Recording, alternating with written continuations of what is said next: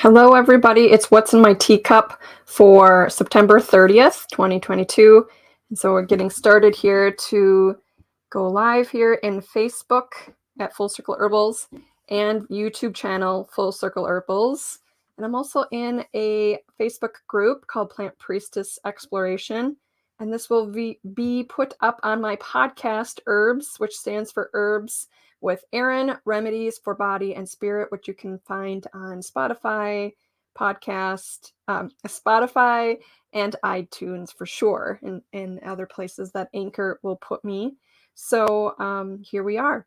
You can watch this video replay on Spotify does video replays, but you can also watch the video, like I said, in Full Circle Herbals Facebook and Full Circle Herbals YouTube. So people are getting on now. I see Cheryl there. And the teacup I have today is interesting. I'm not 100% certain if these two go together, but they certainly have similarities because, like I've said before, I got a bunch of these teacups in an antique auction, and some of them, everything was like in a box. So you get what you get, and some things matched and some things didn't. So there's the saucer, and then the teacup is here. When I look at these remind me of like little wild strawberries. So I kind of like, if I had to name this set, it'd be like strawberry shortcake because it looks just like a bunch of strawberries. It's very, very pink still. I'm not sure how old it is. It doesn't have any markings that I can see right now. But yeah, it's a little one. And here's the handle. The handles are always so decorative along with the cup. And the cup has these little ridges on the end. It's got a cool a rim. The rim is like frilled, like little frills on there. Usually they're just flat, but this one has some really cool features on it. So that's what I have today for the teacup. And I've been coming on live every Friday for a couple weeks and definitely planning some more every Friday is to show one of these new antique teacups, because who else is going to be excited like I am about teacups? So what I have to share with you in terms of the tea today is this one here. This one, I have the jar, and my microphone is trying to jump off the table. Let me just fix that real quick. There we are. Now we won't have a tea catastrophe with all these cords that I have here. So here is what I have. I know it's a little bit hard to see, but you can kind of see what's in there. Like mostly green things, but actually there's a lot of purple things in there this time. So I made this tea blend last year for an online virtual workshop that I did for the local continuing education university department. So we did an online program, and I was able to show people making a tea blend to just teach, how to do that. And of course, I thought I would remember what was in here, and I can pick out, I think, just about everything, but I know I put a lot of things in here. So I was making the tea today before, about an hour ago, because I was trying to remember what was in here, and I thought I would do it by taste. So this is what I can tell visually and by taste in this herbal mix that I've made. There's elderberry, dried elderberry in here, purple shiso, chamomile flowers, mullein leaf, echinacea flower, and then I'm fairly certain I have leaves of nettle and raspberry leaf in here. So I'm fairly certain about the nettle, and next would be the raspberry leaf. And I vaguely remember putting this together. So I remember sharing with people that I wanted to put some nutrient dense herbs in here, and that was raspberry leaf and nettle. That's what I would have put in. I also remember using up a little bit of this and a little bit of that I had in my herbal apothecary that I wanted to do something with, because sometimes I get down to like the last bit of a certain herb in a jar, And, I can't make a tincture with it. I can't um, make anything else with it. So an herbal tea blend is really good to use up all the little bits of things you have. So, yes, I can see the leaves of the echinacea because they're purple. The shiso is in there, and I can definitely taste it. So, the taste of this blend is along the lines of what I would say is sagey. That kind of sagey flavor. What would you say that flavor tastes like? What does sage taste like to you? Like culinary sage when you eat it? I think of stuffing. I think of food. Kind of it's not bitter, it's just sagey. It has that it's not sweet, it's not salty, it's kind of got that sagey to it. So, I made this blend for, like, somebody with a sickness, like a cold or a flu type symptoms. That's what I made this herbal tea blend for. And I was just sick recently with my own, cold. I had a cold, and I totally forgot I made this mix. It was, like, in the corner of my apothecary area that I have in my kitchen. I have 2 places in my kitchen. I have herbal tea mixes and herbal tea bags, and some other concoctions there, just like a little area. And, if you get too many things there, sometimes you forget what's in the corner.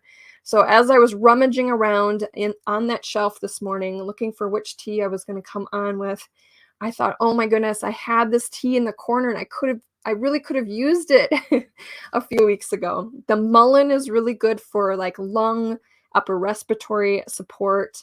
And also I did see some flowers of bergamot in there. That's another one that I forgot to write down on my little label because I'm finally writing a little label for this tea blend. Bergamot flower. I saw some in there. So if you've got bergamot flower and mullein together, those are definitely going to, and the purple shiso, those 3, purple shiso, mullein, and bergamot flowers, they will give you that kind of sagey oregano type of flavor. Let's see, here's my label. I should have made one of these before. This is how I usually make my labels. I made this tea blend in 2021, so I put that on there. So I thought, okay, this tea is good. It's good for like if you have a cold, if you've kind of lost your flavor a little bit, when you get upper respiratory stuff, stuff just doesn't taste the same. But for herbal beverage flavor, I thought, this is a little bland for me. It's a little too, it just didn't have any pizzazz to it, right? That kind of oregano sagey flavor. It's kind of what I would call a heavier flavor, an earthy flavor. There we go. Earthy is a good one. And so I thought, well, if I were to just drink this for a beverage tea, for something that was flavorful and something I just want to drink day to day, I would add something with more vibrance in it, and a little zing to it. As Rosemary Gladstar always says, you got to add a little something to your herbal tea blends to give it that special something. So for this one, I wanted to add a little flavor, something that kind of was a little lighter flavor to offset that kind of earthy tone, that heavier tone, which I like that for when I have the upper respiratory illness and need something to help me through that. This tea would be good for that. And it also has a lot of nutrients in it, immune boosting kind of herbs. And I added the chamomile in there for that kind of nerving, relaxing part of it too, that sometimes you need when you're not feeling so well. And then what I did with it to kind of give it a little boost of a flavor for today, and for more of a beverage tea, is I added lemon balm to it. Lemon balm leaves that I grew in my garden and dried, so they have a lot of flavor to them. Lemon balm leaves and the flower, the top of it, the flower and the leaf are called the aerial parts. So with lemon balm, the aerial parts can really degrade in flavor within just 1 year. It doesn't hold its flavor very long compared to some of the other herbs I have in my apothecary that have been in here for years and still are nice and dry, have their color and their flavor and everything like that. And lemon balm can really lose that flavor and the qualities of it within just about a year. So that's why I like to grow lemon balm every year in my own home garden or even in a container, and then cut it and dry it. It's really easy to cut, to dry, to harvest, to grow, and I can get 2 to 3 harvests off of it as well. So I added that to the tea, and so now I'm actually going to pour myself some, because I only just barely tasted it just to see if I had added enough lemon balm to the mixture. I didn't measure anything when I made it. I just put it together by knowledge, experience, by visuals. You can sometimes, when I'm making an herbal tea blend, I think, well, I want to add more color to it. I don't want it just to be one, color of green. I want to add a little pop to it, because it's fun to add that color to your tea, so you can see it when you make your tea, and also so you can see it in the containers too, because to me, my herbal tea jars and my apothecary, they're like decorations to me as well. So that's better. I like that for a beverage tea, just for an everyday tea to drink. Whereas medicinal teas that we take to help us through some sort of ailment or sickness or something like that, those type of teas, you're taking maybe 2 to 3 cups a day or more, depending. And for beverage teas, I call these beverage teas for ones that you just, drinking a cup here and there throughout the day, or just sipping on at your computer like I do. I always like to have something to sip on to just keep hydrating myself and adding those good vitamins and minerals and all the other plant constituents that are helpful for wellness. So now, instead of like the earthy tone, that sagey oregano type flavor just popping out at me, now I have that lemon balm to kind of make it a lighter flavor too. So that kind of flavor that the bergamot has, the purple shiso, they feel very diffusive, which means like they really feel like they enter all nooks and crannies of your body, and they actually help to warm up. You can kind of actually feel a little warmer after drinking them. And they can kind of make you sweat sometimes too, which if you were sweating, it could cool you off. But if you were sick and started to sweat, that's good. I like to sweat when I'm sick, because I feel like I know that's one avenue that my body's pushing things out that don't need to be there anymore. And it also, I also keep myself nice and wrapped up and warm, so that I don't cool off while I'm sweating. I'm just sweating, getting a little warmer, getting those, getting the blood kind of moving, that warmth, when you get warmer, things start moving, and then it kind of helps loosen everything up. So these types of herbs are great for like an immune system type tea, to help you boost some of your wellness, to keep you well. And then it's also helpful during an illness to get you through some of those symptoms. And then by adding some lemon balm, now I can enjoy it just as a beverage tea, because it's a little lighter flavor now. The other thing I could have done with the tea before I had made it with lemon balm is I could have just steeped it a little less and added a little less to it. So then I could have brought that flavor down a little bit too, so it wasn't so strong. So those are some tips of how to kind of use your herbal teas in a different way if you don't like the flavor of them. If you don't like the flavor of them, you can either make it weaker by using less of the plant material, letting it steep a shorter period of time, or you can just add something else to it to cut the flavor down. And of course, there's always the sweeteners too, if you want to add those. So that's what's in my teacup, in my little teacup that I call the strawberry shortcake theme, because it has like strawberry patterns. It's pinks and looks like little strawberries on there. It really does. And I don't know if you can tell this, but it's very shiny. It's got this like iridescent there. You can kind of see it. It's like a pink shininess. So I have no idea how old it is. I can tell it's been used. That's what I can tell. So some of the things coming up for Full Circle Herbals, I like to let you know what's happening that you can be a part of besides the What's in My Teacup lives that I do on Fridays, is the Grow Your Apothecary monthly plant lessons. The next lesson is the 9th of October. So not this Sunday, but the next, 9th of October. And it's going to be about the plants that are called Monarda and bee balm. So that's what the next plant is going to be. The September plant was wild black cherry. So we've got that done. And so if you join the Grow Your Apothecary monthly plant lessons before the 9th, then you can watch the live lesson for bee balm and Monarda. And so I do those live in Zoom, and then the replays are available for people who are active subscription members. It is $44 a month, and there's also sliding scale payment options. And I see some people here who are in the Grow Your Apothecary program. And Katie says, I'm loving this series. You're inspiring me to try new herbs in my own teacup.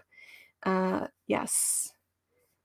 Am I signed up? Yes, Cheryl, you are signed up for this. You are part of Grow Your Apothecary monthly plant lessons. Yes, you'll get into it.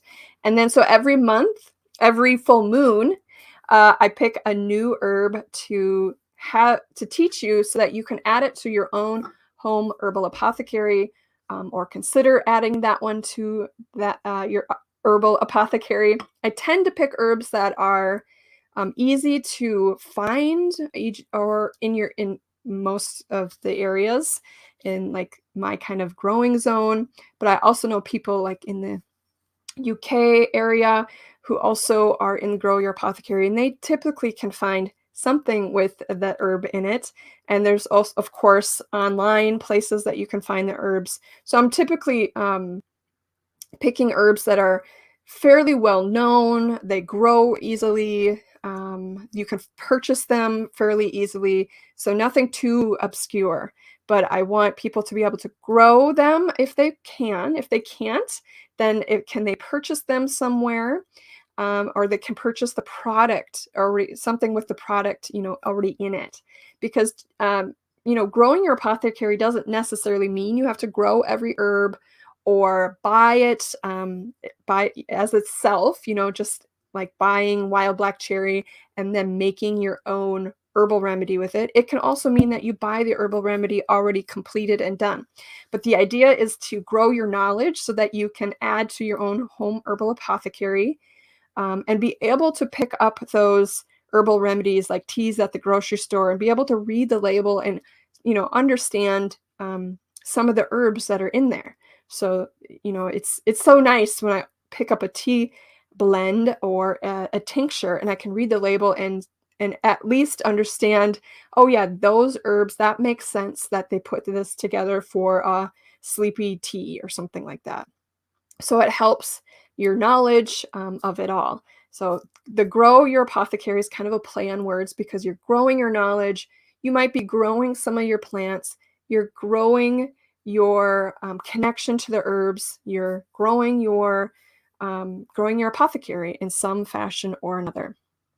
So you get you get access to the live when you're in the Grow Your Apothecary monthly program. Grow Your Apothecary monthly plant lessons. You get the live link, and you get a replay link, and anything else that I make up for you for that time. So the last time I gave people notes, some of my notes to the wild black cherry bark information that I had, and I shared that with them. But you definitely get access to the live and to the replay, and then there's always like little additions that I add on to it. So yes, $44 a month, and then there is a sliding scale option too for those that are in need of that. I want to make it as accessible as I can to everybody, and also be able to support all the work that I do, all the tech, all my time, and things like that. I'm also going to be a guest speaker on October 8th, and I'm doing a lesson called Playing with Herbal Potions, and it is part of the Season of the Witch conference that is hosted by my friend Emily Morrison from Wise Woman Witchery. And her and I are often co-collaborating on things, but I am part of one of the presenters for the Season of the Witch, and it's October 8th. So countdown is coming for when you can register for that. And there's many other presenters. I think there's a total of 10. And it's a virtual online conference that happens for 2 days. And there's all sorts of different topics that they're going to be in there. I think all these links are in the description of wherever you're at. If you're in YouTube, if you're listening in the podcast, if you're listening in Facebook, it should be in the description for this one. If not, I'll go back and look and put them in the comments in the notes sections of whichever platform you're on. So that's what's happening in the Full Circle Herbals world. And I have many other things that I'll be sharing in the next couple of weeks. So be sure to watch What's in My Teacup, where I show you a fun teacup, something that I have acquired, sharing these different patterns and designs of these teacups. And then I tell you what I'm drinking, a little lesson about the teas that are in there, about the herbs that are in the teas. And then I give an update on what's happening with Full Circle Herbals, what I'm doing for my business here, and sharing the herbs to everyone. So thank you for joining for this What's in My Teacup on September 30th. And I will see you next Friday. Take care, everyone. Bye-bye.